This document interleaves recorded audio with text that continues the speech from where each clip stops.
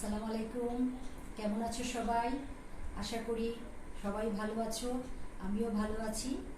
আজকে তোমাদের মনোবিজ্ঞান দ্বিতীয় পত্রের প্রথম অধ্যায় বুদ্ধি চ্যাপ্টারের বুদ্ধাঙ্ক কিভাবে নির্ণয় করতে হয় তা তোমাদেরকে শেখাবো। এই অধ্যায়টি তোমাদেরকে আমরা হাফ ইয়ারলি সময়ে পড়িয়েছি ক্লাসে। তারপরেও যেহেতু পি টেস্টে বুদ্ধি চ্যাপ্টারটি সিলেবাসে আসে, সেই জন্য আমরা বুদ্ধি চ্যাপ্টারটা আবার পুনরায় তোমাদেরকে ভিডিও লেকচারে দেখাচ্ছি। পার্ট ওয়ানে তোমরা বুদ্ধি চ্যাপ্টারের সংজ্ঞা, বুদ্ধি অভিক্ষা এগুলো অনেকটা শিখেছ। তো আজকে তোমাদেরকে আমি শেখাবো কিভাবে বুদ্ধাঙ্ক নির্ণয় করতে হয়। তাহলে আমরা দেখি বুদ্ধাঙ্কের সূত্রটা। দেখো বোর্ডে লেখা আছে, বুদ্ধাঙ্ক সমান সমান মানসিক বয়স ডিভাইডেড বাই প্রকৃত বয়স ইন্টু 100। তাহলে বুদ্ধাঙ্কের সংজ্ঞাটা আমরা এভাবে বলতে পারি, মানসিক বয়স ও প্রকৃত বয়সের আনুপাতিক রাশির সাথে 100 দিয়ে গুণ করলে যে সংখ্যা পাওয়া যায় তাকে বলে বুদ্ধাঙ্ক। বুদ্ধাঙ্কর ইংরেজি আমরা সংক্ষেপে লিখি আইকিউ। অনেক সময় 1 নম্বর প্রশ্নে আসে আইকিউর পূর্ণরূপ কি। আইকিউ হচ্ছে ইন্টেলিজেন্ট কোশেন্ট। মানসিক বয়স হচ্ছে MA মেন্টাল এজ, প্রকৃত বয়স হচ্ছে CA ক্রোনোলজিক্যাল এজ ইন্টু 100। 100 দিয়ে গুণ করা হয় ভগ্নাংশ এড়ানোর জন্য। অনেক সময় 2 নম্বরেও আসে বুদ্ধাঙ্কের সূত্রটি ব্যাখ্যা করে। তাহলে তোমরা এরকম প্রত্যেকটা জিনিসকে ব্যাখ্যা করে বলবে। আবার অনেক সময় আসতে পারে 100 দিয়ে কেন গুণ করা হয়। 100 দিয়ে গুণ করা হয় ভগ্নাংশ এড়ানোর জন্য।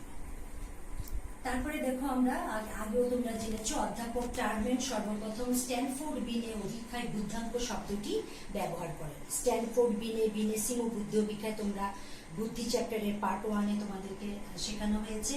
আরেকটা ইম্পর্টেন্ট জিনিস, এগুলো MCQতে আসতে পারে, জার্মান মনোবিজ্ঞানী উইলিয়াম স্টার্ন প্রথম বুদ্ধাঙ্কের সমীকরণ বা সূচক সম্পর্কে ধারণা দেন। বুদ্ধাঙ্কের সূচক সম্পর্কে ধারণা দেন উইলিয়াম স্টার্ন। তারপরে আমরা এই শব্দগুলোর ব্যাখ্যা করি। প্রকৃত বয়স কি? এই যে আমরা বলছি প্রকৃত বয়স, ক্রোনোলজিক্যাল এজ। প্রকৃত বয়স হচ্ছে জন্মের পর থেকে যে বয়স গণনা করা হয় তাকে বলা হয় প্রকৃত বয়স। মানসিক বয়স কি? মৌলিক মানসিক বয়স ও অর্জিত মানসিক বয়সের যোগফল হলো মানসিক বয়স। তোমরা মানসিক বয়স বিনেসিমো বুদ্ধি অভিক্ষায় প্রথম মানসিক বয়সের কথা বলা হয়েছে। সেখানে পড়েছো যে একজন শিক্ষার্থী বা একজন যে বয়সের উপযোগী প্রশ্নের উত্তর দিতে পারে তাই তার মানসিক বয়স। এই সংজ্ঞাটা আমাদের অঙ্ক করতে, বুদ্ধাঙ্ক নির্ণয় করতে লাগবে। এই যে মৌলিক মানসিক বয়স ও অর্জিত মানসিক বয়সের যোগফল হলো মানসিক বয়স। তাহলে আমরা দেখি মৌলিক মানসিক বয়স কাকে বলে? যে বয়স পর্যন্ত সবগুলো প্রশ্নের উত্তর দিতে পারে, যে বয়সে সবগুলো প্রশ্নের উত্তর দিতে পারে সেটা হচ্ছে মৌলিক মানসিক বয়স, বেসিক মেন্টাল এজ। তারপরে অর্জিত মানসিক বয়স, পরবর্তী বয়স স্তরে যতটা প্রশ্নের উত্তর দিতে পারে। অর্থাৎ একটা 4 বছরের বাচ্চা যদি 4 বছর বয়সে সবগুলো প্রশ্নের উত্তর দিতে পারে তাহলে তার মৌলিক মানসিক বয়স হচ্ছে 4। আবার সে যদি 5 বছরের 5টা, 6 বছরের 3টা, 7 বছরের 2টা এরকম পারে তাহলে পরবর্তী বয়স স্তরে যে প্রশ্নের উত্তরগুলো দিতে পারছে সেগুলো হচ্ছে তার অর্জিত মানসিক বয়স, অ্যাকিউরেট মেন্টাল এজ। তারপরে আরেকটা বিষয় আছে প্রান্তিক মানসিক বয়স। সূত্রের মধ্যে না থাকলেও এটা আমাদের জানা দরকার। প্রান্তিক মানসিক বয়স হচ্ছে যে বয়স স্তরের একটাও প্রশ্নের উত্তর দিতে পারে না। যে শিশুটার কথা বললাম যে সে 4 বছর বয়সে সবগুলো পারে, 5 বছরে কয়েকটা পারে, 3 বছর এরকম আছে, 8 বছরে একটা প্রশ্নেরও উত্তর দিতে পারে না। তাহলে 8 বছরটা হচ্ছে তার প্রান্তিক মানসিক বয়স, টার্মিনাল মেন্টাল এজ। ঠিক আছে? অনেক সময় প্রশ্নের উদ্দীপকে দিতে পারে যে সে 7 বছর বা 6 বছর বা 12 বছরে একটা প্রশ্নের উত্তর দিতে পারে না, তখন আমরা ওটা 0 দিব। 0 ইন্টু যত বয়স তত ক্রেডিট। আরেকটা জিনিস খুবই গুরুত্বপূর্ণ, এই জিনিসগুলো তোমাদেরকে মনে রাখতে হবে, তা না হলে বুদ্ধাঙ্ক নির্ণয়ের কোনটাতে কত ক্রেডিট দিবে সেটা পারবে না। যেমন 2 থেকে 2.5 বছর বয়সের প্রতিটি প্রশ্নের উত্তরের জন্য তাকে আমরা ক্রেডিট দিব 1 মাস। যদি বাচ্চার বয়স 2 থেকে 4.5 বছরের মধ্যে হয় এবং সে যদি 4 বছরের, সে যদি 4.5 বছরের এত প্রশ্নের উত্তর দিতে পারে তাহলে আমরা যতটা প্রশ্ন উত্তর দিতে পেরেছে তার সাথে 1 মাস গুণ করব। তারপরে আসো 5 বছর থেকে 15 বছর বয়সের প্রতিটি প্রশ্নের উত্তরের জন্য তার ক্রেডিট দিব 2 মাস। যদি বাচ্চাটা 5 বছরের প্রশ্নের উত্তর দিতে পারে, 7 বছর পারে, এবং 15 বছর পর্যন্ত প্রশ্নের উত্তর দিতে পারে, তাহলে তার প্রতিটা প্রশ্নের জন্য ক্রেডিট দিব আমরা 2 মাস। আরেকটা দেখো, উন্নত বয়স 1 স্তরের জন্য ক্রেডিট দিব 4 মাস, উন্নত বয়স 2 স্তরের জন্য ক্রেডিট দিব 5 মাস, উন্নত বয়স 3 স্তরের জন্য ক্রেডিট দিব 6 মাস। এখানে কিন্তু 3 মাসের কোনো ব্যাপারটা নাই, 1 মাস, 2 মাস, 4, 5, 6। যদি কোনো উদ্দীপকে থাকে যে উন্নত বয়স স্তরের একের সে 2টা প্রশ্ন উত্তর দিতে পারে, তাহলে 2 ইন্টু ক্রেডিট দিব 4 মাস। আবার যদি বলা হয় উন্নত বয়স স্তরে 2 স্তরে সে 2টা প্রশ্ন উত্তর দিতে পারবো, তাহলে 2 ইন্টু 5, 5 মাস। উন্নত বয়স স্তরে 3 স্তরে সে একটা প্রশ্ন উত্তর দিতে পারে, তাহলে দিব 1 ইন্টু 6 মাস। এরকম তার ক্রেডিট করবো। এটা তোমাদেরকে মেমোরাইজ করতে হবে, একদম মনে রাখতে হবে। হ্যাঁ, প্রশ্ন কিন্তু এইগুলোর আলোকেই হবে। এখন একটা উদ্দীপক আমি দিয়েছি, দেখো উদ্দীপক 1 একটা প্রশ্ন দিয়েছি এবং কিভাবে নির্ণয় করতে হয় সেটা আমি দেখিয়েছি। যেমন উদ্দীপক 1-এ আছে রাজীবের বয়স 10 বছর, সে 11 বছরের সবগুলো প্রশ্নের উত্তর দিতে পারে, এছাড়া সে 12 বছরের অর্ধেক প্রশ্নের উত্তর দিতে পারে, তার আইকিউ কত বা তার বুদ্ধাঙ্ক কত? তাহলে আমরা বুদ্ধাঙ্কের সূত্রটা জানি, আইকিউ সমান সমান মানসিক বয়স ডিভাইডেড বাই প্রকৃত বয়স ইন্টু 100। তাহলে তার প্রকৃত বয়স কত বের করি আমরা, যেহেতু এই ফর্মুলা রেগুলার লাগবে। প্রকৃত বয়স হচ্ছে রাজীবের বয়স 10 বছর, তাহলে আমরা প্রকৃত বয়স কি জানি, জন্মের পর থেকে যে বয়স গণনা করা হয়। তাহলে রাজীবের বয়স 10 বছর, আমরা বছরটাকে, যেহেতু আমাদের মাস আছে, মাস হচ্ছে আমাদের ক্রেডিট, সেজন্য আমরা কি করব, বছরটাকে মাসে কনভার্ট করব। মাসে কনভার্ট করতে হলে কি করতে হবে, 12 মাসে 1 বছর। তাহলে 10 ইন্টু 12, 120 মাস হচ্ছে তার প্রকৃত বয়স।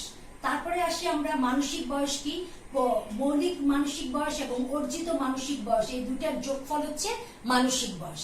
তাহলে মৌলিক মানসিক বয়সের সংজ্ঞায় আমরা দেখেছি যে বয়স পর্যন্ত সবগুলো প্রশ্নের উত্তর দিতে পারে। তাহলে এখানে দেখো কোশ্চেনে সে 11 বছরের সবগুলো প্রশ্নের উত্তর দিতে পারে, তাহলে তার মৌলিক মানসিক বয়স কত, 11 ইন্টু মাসে আনছি আমরা 12 দিয়ে গুণ করলাম, 132 মাস।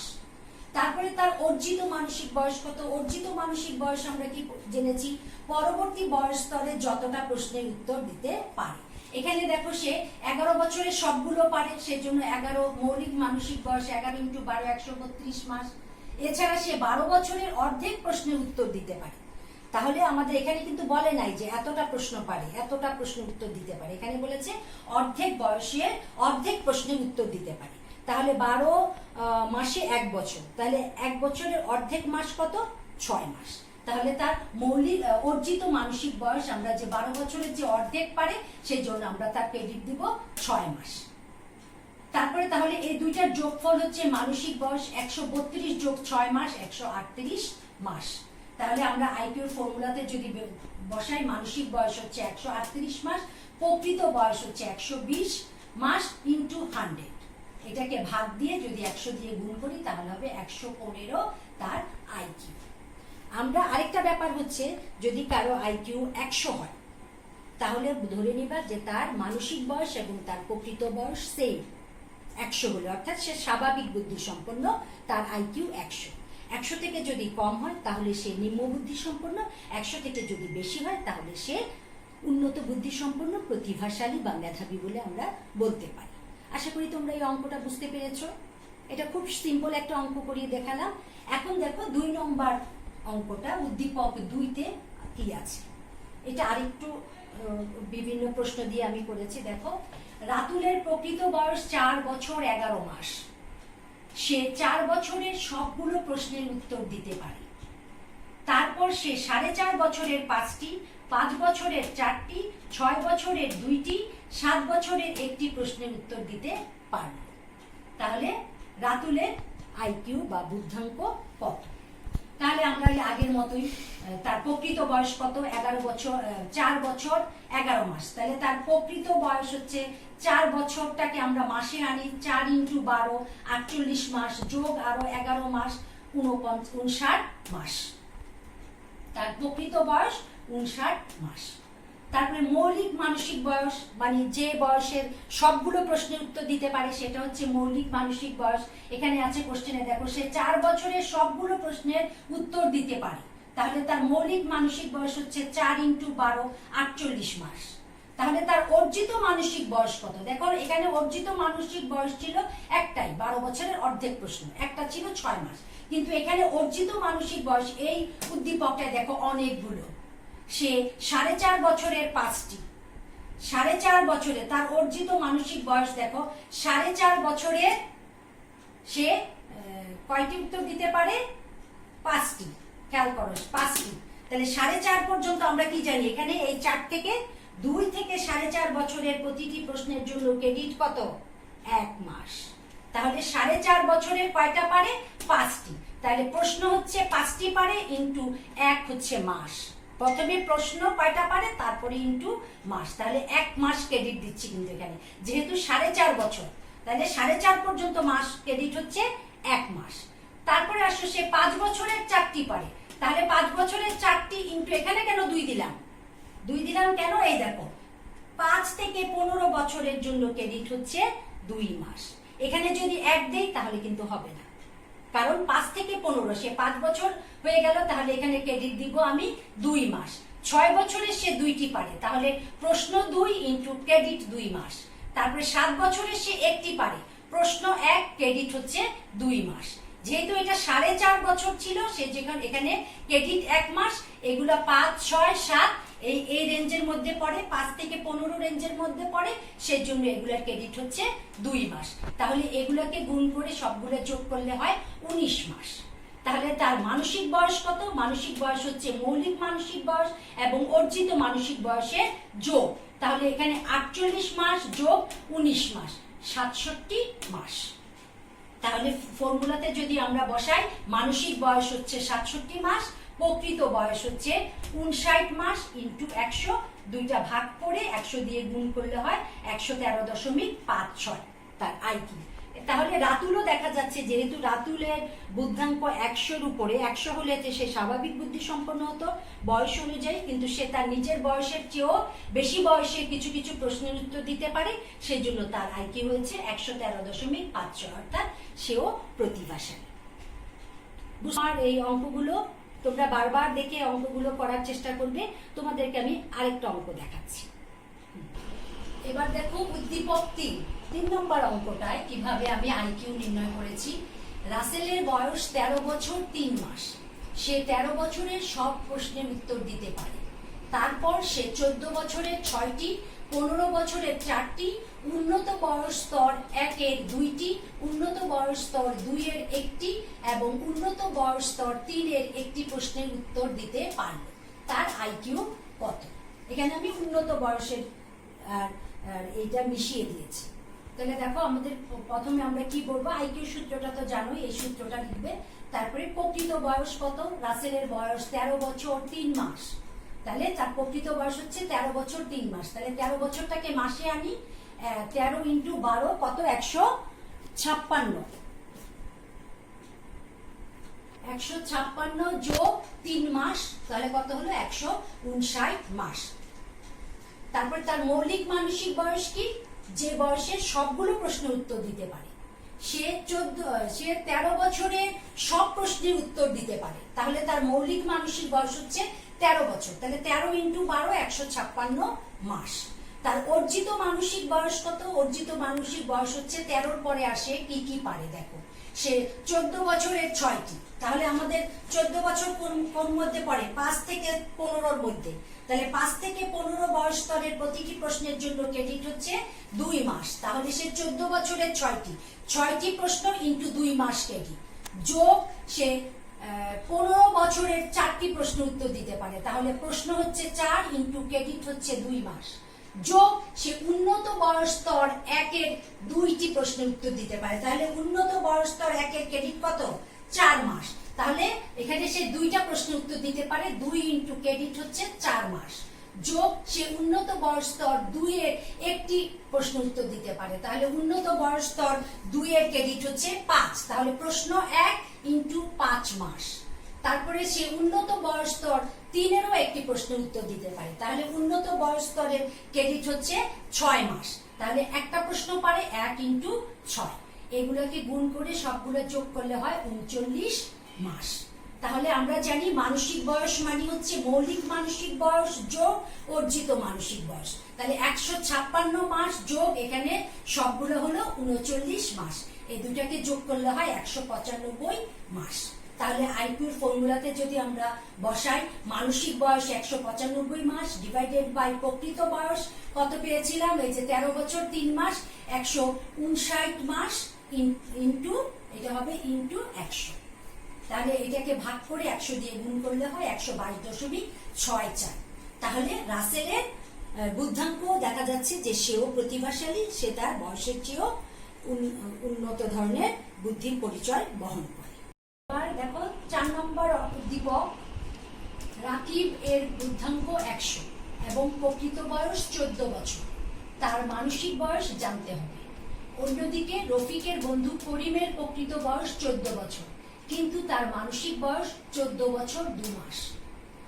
এখন দেখো গ নম্বরের প্রশ্ন হচ্ছে রাকিবের মানসিক বয়স নির্ণয় করো, আর ঘ নম্বরে হচ্ছে রফিক ও রাকিবের বুদ্ধাঙ্কের তারতম্য নির্ণয় করে কে বেশি বুদ্ধিমান বের করো।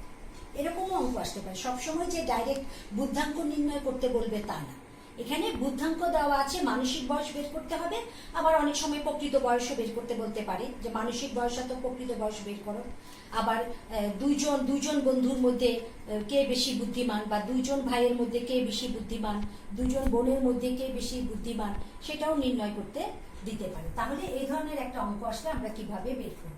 তাহলে মনে করি রফিকের মানসিক বয়স x ধরলাম, যেহেতু মানসিক বয়স জানতে হবে এবং মানসিক বয়স নির্ণয় করতে বলা হয়েছে, তাহলে গ এর উত্তরে আমরা বলবো মনে করি রফিকের মানসিক বয়স x। তাহলে আইকিউ সূত্রতে যদি আমরা বসাই মানসিক বয়স ডিভাইডেড বাই প্রকৃত বয়স ইন্টু 100, তাহলে আমরা আইকিউ দিয়ে দিয়েছি রফিকের বুদ্ধাঙ্ক হচ্ছে 100, তাহলে আইকিউ হচ্ছে 100, মানসিক বয়স আমরা x ধরে নিলাম, আর প্রকৃত বয়স 14 বছরে যে কোশ্চেনে দেওয়া আছে 14 বছর হচ্ছে প্রকৃত বয়স ইন্টু 100। এটাকে যদি আমরা বা দিয়ে লিখি তাহলে 100 এটাকে গুণ করলাম 100x বাই 14, এটাকে এদিকে নিয়ে গেলে 100, তাহলে 100x বাই এই দুটা গুণ করলাম 14 ইন্টু 100, তাহলে x সমান সমান কত, এটা কাটাকাটি 100 কাটাকাটি করে ফেললে থাকে কত, x সমান সমান 14 বছর। তাহলে রফিকের মানসিক বয়স 14 বছর। এটাকে তোমরা আরো শর্টকাটে করতে পারো এইভাবে, এই যে ফর্মুলাটাকে বসালাম, বুদ্ধাঙ্ক হচ্ছে 100, x হচ্ছে মানসিক বয়স, 14 বছর হচ্ছে প্রকৃত বয়স ইন্টু 100, তাহলে x বাই 100 সমান সমান এটা যদি এই পারে চলে আসে তাহলে ডিভাইড হবে 100 ডিভাইডেড বাই 100, দুইটাকে কাটলে 1, তাহলে x সমান সমান 14 একে 14। তাহলে এটা আরো সংক্ষেপে আমরা বের করতে পারি, যেহেতু x ধরেছি আমরা মানসিক বয়স, তাহলে আমরা পেলাম রফিকের মানসিক বয়স হচ্ছে 14 বছর। অর্থাৎ এটা কিন্তু আরেকটা টেকনিক আছে, আমি কি শিখিয়েছি তোমাদের, যার মানসিক বয়স এবং প্রকৃত বয়স সমান হবে তাহলে তার বুদ্ধাঙ্ক হবে 100। এখানে কিন্তু দেখো বলে দিয়েছে রফিকের বুদ্ধাঙ্ক 100, প্রকৃত বয়স 14। এখানে এই লাইনটা থেকে কিন্তু আমরা ধরতে পারি যে রফিকের মানসিক বয়সও 14 হবে, যেহেতু তার বুদ্ধাঙ্ক 100, মানে স্বাভাবিক বুদ্ধি সম্পন্ন সমান সমান। আরেকটা দেখো এখানে আরেকটা প্রশ্ন কি বলেছে, রফিক ও করিমের বুদ্ধাঙ্কের তারতম্য নির্ণয় করে কে বেশি বুদ্ধিমান বের করো। তাহলে রফিকের মানসিক বুদ্ধাঙ্ক তো আমরা 100 জানলামই, বুদ্ধাঙ্ক দেওয়া আছে 100। এখন করিমের আইকিউটা বের করি, তারপরে দেখি কে বেশি বুদ্ধিমান। অন্যদিকে রফিকের বন্ধু করিমের প্রকৃত বয়স 14 বছর, প্রকৃত বয়স হচ্ছে 14 বছর, এই যে ফর্মুলাতে যদি ফেলাই CA হচ্ছে প্রকৃত বয়স, তাহলে 14 ইন্টু 12 168 মাস, আমরা একবারে ডাইরেক্ট করে ফেললাম। তারপরে হচ্ছে কিন্তু তার মানসিক বয়স 15 বছর 2 মাস, তার মানসিক বয়স হচ্ছে 15 বছর 2 মাস, তাহলে 15টাকে আমি মাসে নেই, 15 ইন্টু 12 হয় 180 মাস যোগ 2 মাস, তাহলে 182 মাস। তাহলে 182 ডিভাইডেড বাই 168 ইন্টু 100, এই দুটাকে ভাগ করলে হয় 1.083 ইন্টু 100, 100টাকে দিয়ে গুণ করলে দশমিকটা 2 ঘর পিছনে চলে যাবে, তাহলে 108.33 হলো করিমের বুদ্ধাঙ্ক। তাহলে দুজনের মধ্যে কে বেশি বুদ্ধিমান, কারণ রফিকের আইকিউ হচ্ছে 100, এই যে 100, আর করিমের আইকিউ হলো 108। তাহলে এই বুদ্ধির তারতম্য আছে, রফিকের চেয়ে করিম বেশি বুদ্ধিমান বা মেধাবী। আশা করি বুদ্ধাঙ্ক নির্ণয়ের এই ফর্মুলাগুলো তোমরা বুঝতে পেরেছো। আরেকটা জিনিসও দেখো, যদি বলে মানুষই প্রকৃত বয়স বের করতে, তাহলেও কিন্তু আমরা ধরে নিতে পারি যে প্রকৃত বয়স x ধরে কিন্তু সেম ভাবে অঙ্কটা আমরা করতে পারি। তাহলে দেখবো প্রকৃত বয়স আসবে 14। অর্থাৎ মানসিক বয়স বের করতে বলুক, প্রকৃত বয়স বের করতে বলুক, আমরা x ধরে নিয়ে ফর্মুলায় বসিয়ে করতে পারি। আশা করি 4টা নিয়মের অঙ্ক তোমাদেরকে আমি শিখালাম, দেখালাম। বারবার ভিডিওগুলো দেখবে, বুঝতে না পারলে আমাকে প্রশ্ন করবে। বুদ্ধাঙ্ক নির্ণয়টা কিন্তু জানা খুবই গুরুত্বপূর্ণ এই বুদ্ধি চ্যাপ্টারটায়, এবং বুদ্ধাঙ্ক নির্ণয় করতে পারলে এখান থেকে বিভিন্ন ধরনের প্রশ্ন আসে। প্রশ্নকে তোমরা ভালোভাবে যেন বুঝতে পারো, এই জন্য আমি এতগুলো অঙ্ক নিয়ম করিয়ে তোমাদেরকে দেখালাম। আশা করি তোমরা এখন বুদ্ধাঙ্ক নির্ণয় খুব সহজেই করতে পারবে। তাহলে আজকে এই পর্যন্তই। আল্লাহ হাফেজ।